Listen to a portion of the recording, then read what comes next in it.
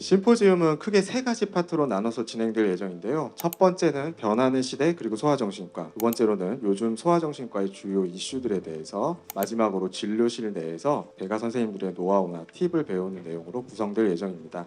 본격적인 질문을 좀 드리도록 하겠습니다. 두 번째 주제는요, 소아정신과 주요 요즘 이제 화제가 되고 있는 이슈들에 대해서 얘기를 좀 나누고 싶습니다. 요즘에 정말 많은 육아 정보가 다양한 매체들을 통해서 공유를 되고 있습니다.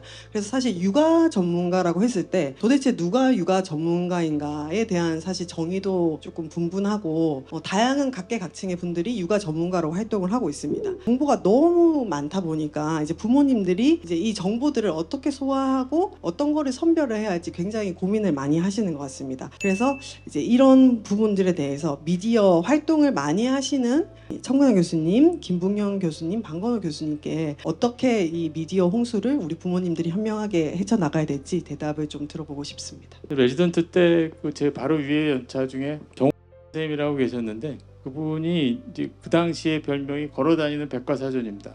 요즘식으로 말하면 걸어다니는 챗봇, 뭐 AI 뭐 이런 거죠. 모르시는 게 없어요. 그래서 제가 레지던트 하면서 참 환자에 대해서도 많이 물어봤고, 뭐 진료하면서도 많이 여쭤봤고, 근데 그분 말씀드리는 이유는 요즘에 미디어도 사실은 모든 걸 알고 있지 않습니까? 선생님하고 미디어하고 다른 거는 말씀이 별로 없으세요. 답만 딱 얘기하고 진실이 아닌 건 얘기하지 않고. 근데 미디어는 사실은 너무 많은 게 있지만 그게 어디까지가 진실이고 어디가 과장된 거고 또 과장을 해야 사람들이 보니까 많이 더 증폭되는 것 같거든요. 그래서 사람들이 알아야 될 것은 필요한 것만 딱 보면 되는데 필요 없는 것까지 보게 되고, 또 그거 보게 되면 좀 불안하죠. 그래서 그런 불안한 것들이 결국은 정신과를 잘 되게 할 것 같다는 생각도 좀 들지만, ADHD 그런 교육할 때도 사실 그 얘기를 좀 하는데, 미디어를 보는 시간을 좀 정해놓고 보면 좋겠다. 그리고 사실 더 중요한 거는 미디어 중에 나한테 정말 필요한 도움이 되는 진실된 미디어들이 어떤 건지를 사실 알아내는 게 사실 더 어려울 것 같습니다.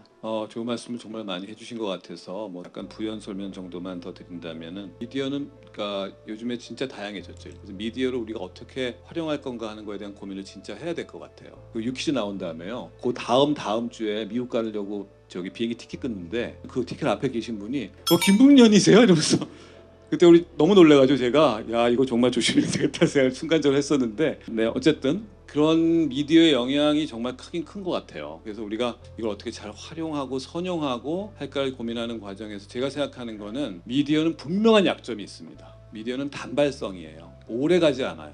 거기서 들은 지식이 자기의 지식으로 바뀔 가능성은 거의 제가 볼 때는 5% 미만입니다. 책을 보셔야 돼요. 책을 보면은 그걸 내 거로 만들 가능성이 거의 한 30% 이상으로 올라가요. 그래서 공부하기 위해서 우리들은 책을 봐야 되고요. 대신에 넓게 얇게 퍼뜨리기 위해서는 미디어가 꽤 도움이 됩니다. 그리고서 그 넓게 얇게 퍼뜨리는 그 지식들이 정확하게 전달될 수 있도록 가능하면 책을 좀 권유해 주세요. 여러분들이 책을 쓰시고요. 그리고 쓰고 싶은 주제가 있으시면 쓰십시오. 그래서 그거를 보호자분들이나 또는 환자분들한테 직접 읽으시도록 꼭 권하세요. 그분들한테는 유튜브를 한번 보고 나서 느끼는 어떤 주관적인 경험에서 지나가는 게 아니라 굉장히 스스로에게 어떤 고민과 성찰과 나름의 사고를 자극하는 좋은 리소스가 될 수 있다고 생각합니다. 그래서 미디어와 책을 잘 결합해서 여러분들이 잘 활용하시길 저는 당부드리고 싶어요. 청근아 교수님도 제가 답변을 처음에 부탁드렸었는데 조금 질문을 바꿔도 될까요? 갑자기? 그런 법이 어디 있습니까?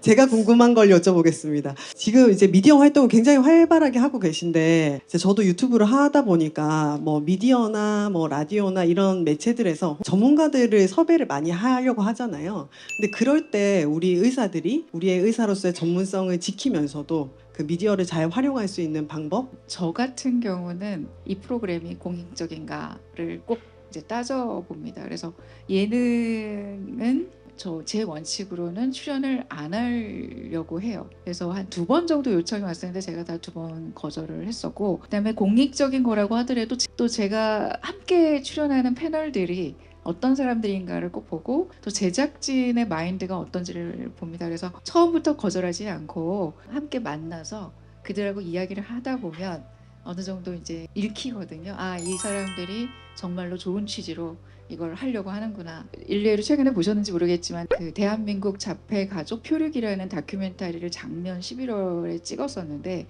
그것은 이제 매우 취지가 좋아서 시간이 좀 많이 소모가 됐지만 나름 그래도 열심히 찍었고 그게 상당히 많은 보호자들에게 조금 재미는 없지만 그래도 되게 울림이 있었고 기존의 어떤 선정적인 어떤 케이스를 가지고 다뤘던 것보다는 훨씬 잔잔하게 발달장애 아이와 5가족을 조명하면서 그렇게 다뤘다라는 차원에서 굉장히 부모님들께 좋은 평가를 받은 다큐멘터리를 4월 셋째 주, 넷째 주에 그렇게 방영이 된 적이 있었는데요. 이제 그런 것들을 하고 나면 막 사람들이 많이 보진 않아도 보람이 있어요. 그리고 언젠가는 또 은근하게 또 이렇게 익스포저가 되는 경우가 있거든요.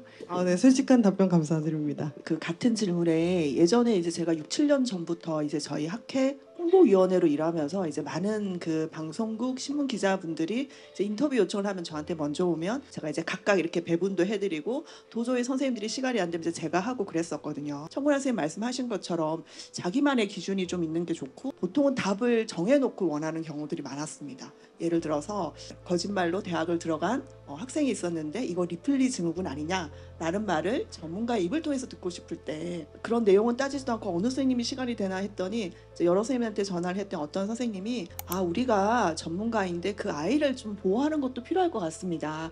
그래서 인터뷰를 꼭 우리가 해야 될까요? 하지 않는 게 더 좋지 않을까요? 라고 이제 선생님들이 얘기해 주신 거죠. 이 우리의 말이 아무리 전문이라도 개인의 의견에서 끝나지 않고 재생산될 수 있고 왜곡되게 갈 수도 있겠구나. 아마 많이 선생님들도 받을 텐데 선생님들의 의도와는 다르게 편집되고 다르게 전파되는 경우들이 있고요. 그 일부분만 보고 오해를 사는 경우가 많아서 이제 트라우마가 생기는 선생님들도 있더라고요.